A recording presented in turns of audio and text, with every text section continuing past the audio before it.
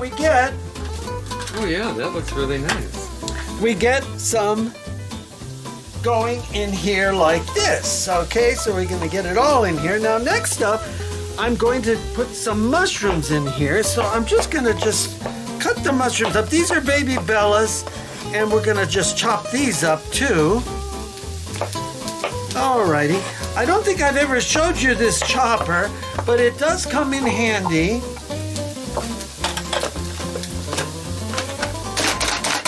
For meatloaves, because we get things small.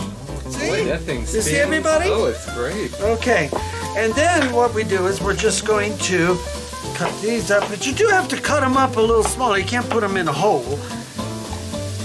All right. We've got it going good now. And you've got that beautiful little knife. It's like that big one you had. Yeah, it's a small one, Serrated. Okay. All right. So, and let's just pull this down. Make sure I get, whoops, that fell in. Sometimes things fall in, everybody, right? Okay, so here we go. We're gonna get all of this goodness in here. You can put carrot if you like. I'm not putting carrot today, but you can put carrot if you like in here. And these are gonna make our veggies for our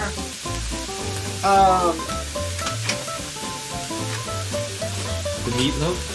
meatloaf today, okay? Oh my God. So now what we're gonna do, and all I did is start this because we're gonna saute these, and we're going to get them all nice and soft.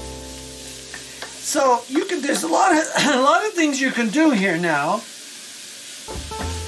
If you want a little extra flavor. Oh, by the way, today I'm going to use, instead of Italian crumbs, I'm going to use, I had some of this, about 3 ounces of stuffing mix. Okay, so this is the chicken stuffing mix. And what I'm going to do is, Anthony will show you that, is get from the refrigerator the next secret ingredient, which I like, which is in here, just a good tablespoon or so while these are cooking.